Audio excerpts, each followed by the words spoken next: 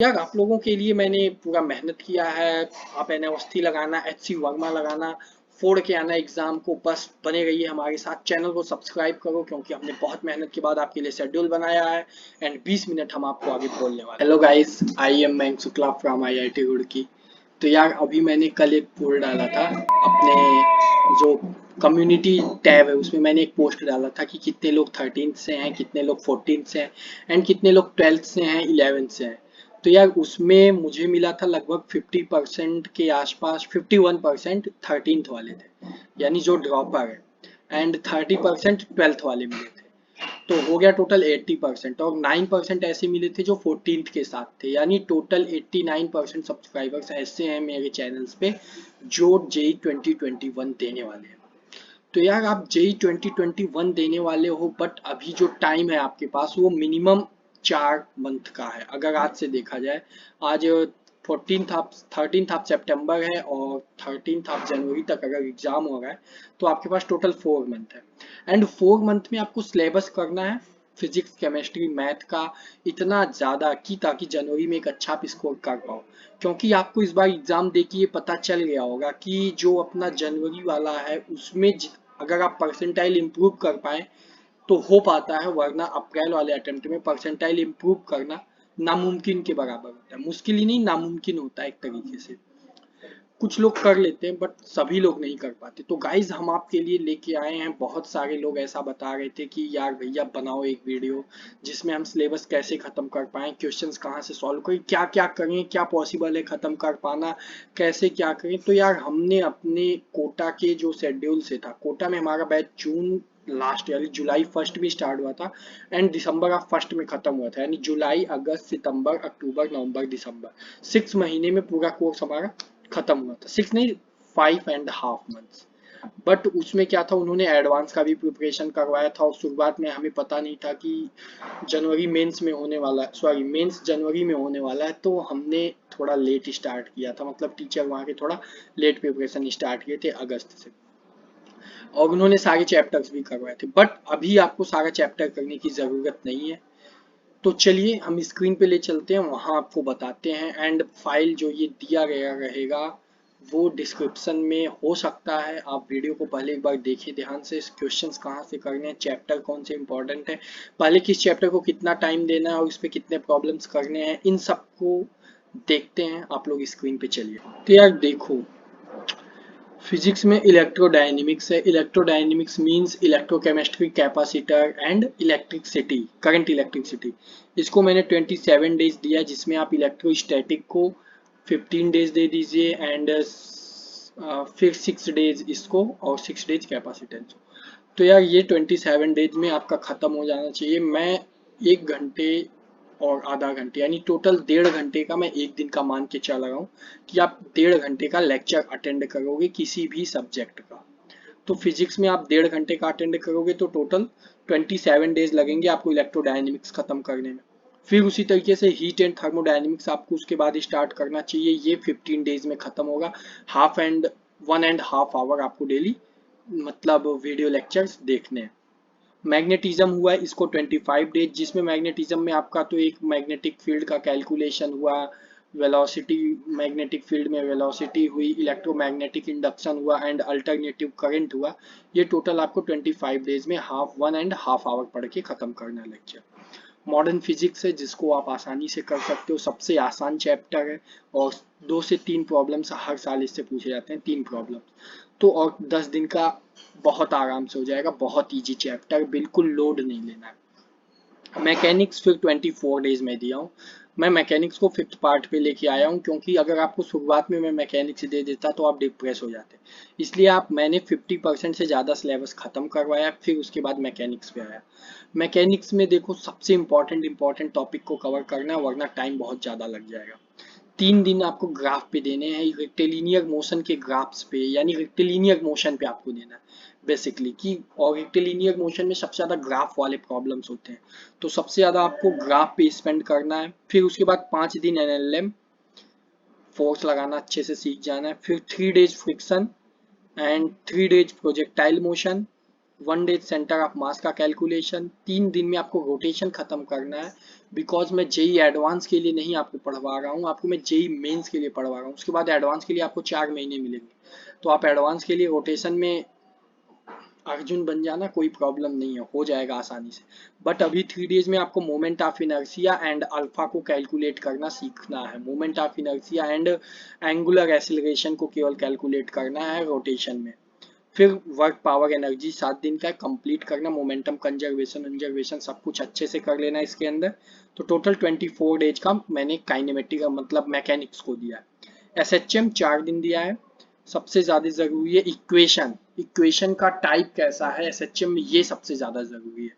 तो आप लोग एसएचएम में अच्छे से कॉन्फिडेंस बना के, जो फेज डिफरेंस होता है, इक्वेशन होता है, उस इक्वेशन से वेलोसिटी को क्या लिखेंगे, एंड थोड़ा स्प्रिंग वाले प्रॉब्लम्स पे अच्छे से ध्यान देना है एसएचएम में। वेव एंड वेव ऑप्टिक्स, देखो वेव ऑप्टिक्स केवल 3 दिन का काम है, कर लेना आराम से। 3 दिन पूरा फुल सिलेबस हो जाएगा वेव ऑप्टिक्स का।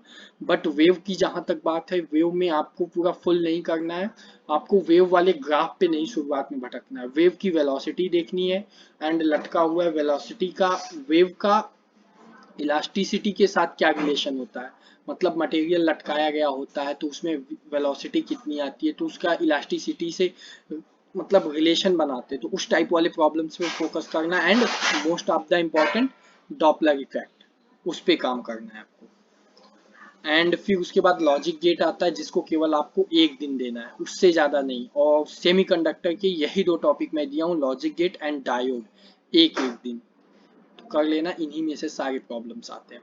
टोटल 114 लेक्चर बन रहा है। फ्लूइड और ऑप्टिक्स को मैं रख रहा हूँ साइड में। अब इस 114 को मैंने मैक्सिमम दिया हूँ, अगर कोई फास्ट स्टूडेंट है तो वो इसको कम कर सकता है, कोई स्लो स्टूडेंट है तो वो ड्रॉप कर सकता है इसमें से कोई भी chapter. But 7th and 8th वाले चैप्टर को छोड़ के कोई भी चैप्टर वो ड्रॉप कर सकता है 5th या 6th में से, उसकी टेंशन नहीं है। बट आप लोग इतना सोच के चलो, मैंने ऑलरेडी फ्लूइड एंड ऑप्टिक्स को ड्रॉप करने के लिए बोल दिया हूँ, मैंने ऑलरेडी फ्लूइड एंड ऑप्टिक्स को ड्रॉप करने के लिए बोल दिया हूँ, तो सो आप ड्रॉप और ना करने की सोचें, बल्कि जितना दिया हूँ उतना कवर करने की आप सोचें। अगला टॉपिक था अपना मैथमेटिक्स। मैथमेटिक्स की बात आती है तो उसमें सबसे पहले हम जो बेसिक मैथमेटिक्स होती है, यानी इनइक्वालिटीज, उनको, लॉगरिथमिक फंक्शन को एक दिन इनइक्वालिटीज को सॉल्व करना सीखेंगे कि कितना आसानी से हम सीख ले रहे हैं। फिर क्वाड्रेटिक इक्वेशन 4 दिन का टाइम है, अच्छे से करना। क्वाड्रेटिक इक्वेशन में क्या होता है, केवल जो रूट्स होते हैं उस पे आधारित अल्फा की पावर 50, इस टाइप के प्रॉब्लम्स पे करने की कोशिश कीजिए। Multiplication of roots and addition sum of roots. Sequence and series 4 दिन का टाइम है, ज्यादा आप डीप में मत जाना। होना होता है प्रॉब्लम तो आसान टॉपिक पढ़ के हो जाता है, वरना थोड़ा बजा देता है sequence and series. Determinant matrix 9 दिन का है, आसान टॉपिक है, बहुत अच्छे से करना। डिटर्मिनेंट में केवल आपको मल्टीप्लिकेशन में तोड़ना आना चाहिए, एंड मैट्रिक्स में थोड़ा जो प्रॉपर्टीज है वो सब याद करके रखना। फंक्शन 4 दिन का है, अच्छे से डोमेन, रेंज, इन सब पे ज्यादा, एंड जो स्पेशल फंक्शंस हैं उस पे ज्यादा फोकस करना। Modulus function, signum function, domain, range, ये 4 सबसे इंपॉर्टेंट चीज है फंक्शन के अंदर। Trigonometric function and I inverse trigonometric function. देखो ट्रिग्नोमेट्री पे आप ज्यादा टाइम वेस्ट मत करना, 2 दिन का केवल वेस्ट करना, बाकी 3 दिन आईटीएफ में करना, आईटीएफ वाले फार्मूलेज याद करने। बिकॉज जो ट्रिग्नोमेट्री है यार, ये असीमित है, इसकी कोई सीमा नहीं है। सो आप लोग आईटीएफ पे ज्यादा फोकस करना, एंड हाइट एंड डिस्टेंस वाले टाइप पे ज्यादा फोकस करना। लिमिट कंटिन्यूटी डेरिवेबिलिटी 9 दिन की टॉपिक है, 4 दिन आपको लिमिट पढ़ना है, या 5 दिन पढ़ लेना, एंड 3 दिन कंटिन्यूटी, 2 या 1 दिन डिफरेंशियबिलिटी। फिर डिफरेंशिएशन है 2 दिन का, मेथड ऑफ डिफरेंशिएशन सीख लेना। इंटीग्रेशन 6 दिन का है, मैं बहुत ज़्यादा हाई लेवल तक नहीं जाने के लिए कहूँगा, बिकॉज इसमें से भी प्रॉब्लम्स होते नहीं है। तो गाइज आप लोग बेसिक एंड डेफिनेट इंटीग्रेशन पे कूद जाना, क्योंकि इनडेफिनेट वाले थोड़े प्रॉब्लम में करते हैं, बल्कि जब आप डेफिनेट में चले जाओगे तो वहाँ आसान होते हैं, वहाँ प्रॉपर्टीज याद करनी होती है, तो आप वहाँ पे अच्छे से काम कर सकते हो। फिर अप्लीकेशन ऑफ डेरिवेटिव की बात आता है, जिसको आपको 6 दिन देना है टोटल, जिसमें आपको मैक्सिमा, मिनिमा, एंड थोड़ा कर्व के बारे में जानना, एंड टेंजेंट एंड नॉर्मल, यानी टेंजेंट की इक्वेशन, नॉर्मल की इक्वेशन, जो आप अच्छे से सीखेंगे तो आपको उसमें भी मदद करेगा, पैराबोला, सर्कल एंड इलिप्स में भी आपकी हेल्प करेगा। Under area under the curve 2 days का है। टोटल डेफिनेट इंटीग्रेशन का मतलब यूज है, एप्लीकेशन है। तो क्या करना है इसमें यार, देखो जो एरिया अंडर द कर्व है उसमें मेनली अपने को कुछ स्पेशल टाइप के प्रॉब्लम्स 2015 के बाद से पूछे जा रहे हैं। उस टाइप के प्रॉब्लम को ध्यान में रखते हुए अपने को एरिया अंडर द कर्व में पढ़ना है। फिर उसके बाद डिफरेंशियल इक्वेशन आता है 3 दिन, इसमें वेरिएबल सेपरेबल एंड एक और जो लीनियर डिफरेंशियल इक्वेशन है, केवल 2 टॉपिक पढ़ना है, उसके लिए 3 दिन पर्याप्त होता है। स्ट्रेट लाइन 5 डेज आप 10th में पढ़ के आए हो और यहाँ पे ज़्यादा कुछ डिफरेंस होता नहीं है। थोड़ा आपको कैलकुलेशन फास्ट करना सीखना होता है और प्रॉब्लम्स आते ही आते हैं इससे। सो आप लोग 5 दिन में अपने आप को पूरा मैच्योर कर लो स्ट्रेट लाइन। सर्कल थोड़ा टफ टॉपिक होता है बट करना है अपने को, 5 दिन का टाइम अच्छे से लगा के करना। इक्वेशंस को याद कर डालना है एकदम, उसके टेंजेंट की इक्वेशन एंड कोई भी मतलब आप सर्कल, पैराबोला, इलिप्स किसी को भी उठाएंगे तो उसमें आपको सारे इक्वेशंस को याद करना ही करना पड़ेगा कि इसमें टेंजेंट की इक्वेशन, नॉर्मल की इक्वेशन बहुत जरूरी है। प्रॉपर्टीज यार इवन जेईई मेंस में प्रॉपर्टी डायरेक्ट पूछता है, तो यार ये आपके हाथ में केमिस्ट्री की तरह, आप इसको रट के काम चला सकते हो। तो आप लोग सर्कल, पैराबोला, इलिप्स को पूरा एक एक पॉइंट रट डालना। और टोटल के लिए मैं 5 5 4 14 दिन का टाइम दिया हूँ, काफी टाइम है, कोई प्रॉब्लम नहीं आने वाली। वेक्टर इंपॉर्टेंट है मेंस के लिए, cross product, dot product and simple dot cross, इन सब पे ज्यादा प्रॉब्लम्स होते हैं, तो आप इस वाले टॉपिक पे ज्यादा फोकस करना। 3D 3D में कुछ दिनों से प्लेन दिया हुआ है तो उससे इतने डिस्टेंस पे लाइन की इक्वेशन क्या होगी, या लाइन दिया हुआ है तो प्लेन दिया हुआ, उन दोनों के बीच में मैक्सिमम डिस्टेंस कितनी होगी। तो ये सब प्रॉब्लम्स को 3D में थोड़ा विजुअलाइज करना एंड फिर सॉल्व करना, और जो कॉन्सेप्ट है उसको समझने की कोशिश करना। अगर आप 3D का कॉन्सेप्ट समझ गए तो हम लोगों का 2 दिन में 3D खत्म किया गया था क्लास में, कोटा में, और आपको हम 4 दिन का टाइम दिए, तो आप लोग 4 दिन में आसानी से खत्म कर सकते हो। P&C 6 डेज का है। मेंस केवल रिपीटेटिव प्रॉब्लम्स पूछता है, तो आप उस प्रॉब्लम्स को कर डालेंगे एंड उससे रिलेटेड फार्मूलेज एंड प्रॉपर्टीज को याद कर लेंगे तो डेफिनेटली P&C भी आपका एग्जाम में हो जाएगा। प्रोबेबिलिटी भी सेम है, 5 डेज है, केवल base theorem, only base theorem आपको पढ़ के जाना है प्रोबेबिलिटी में। 5 दिन बहुत होता है। स्टैटिस्टिक, मैथमेटिकल रीजनिंग ये सब तो छोड़ना ही नहीं है, सिंपल सिंपल प्रॉब्लम्स आते हैं, एक एक और दोनों हो जाते हैं। 2 2 दिन का टाइम भी दिया हूँ, अच्छे से आप इसमें प्रॉब्लम भी कर सकते हो और इसके फार्मूलेज को भी याद कर सकते हो।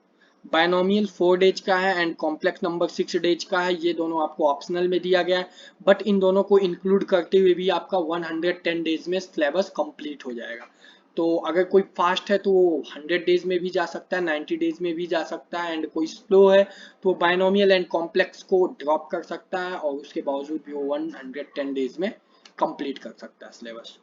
अब हम चलते हैं केमिस्ट्री में। तो केमिस्ट्री में सबसे पहले इनऑर्गेनिक केमिस्ट्री की बात कर लें। तो इनऑर्गेनिक केमिस्ट्री में सबसे पहले केमिकल बॉन्डिंग, जो कि सबसे इंपॉर्टेंट चैप्टर है, आपका पी ब्लॉक भी कवर करेगा अगर आप अच्छे से पढ़ोगे। आपकी chemical bonding and periodic table दोनों चैप्टर मिला के पी ब्लॉक को पूरा कवर करने वाला है।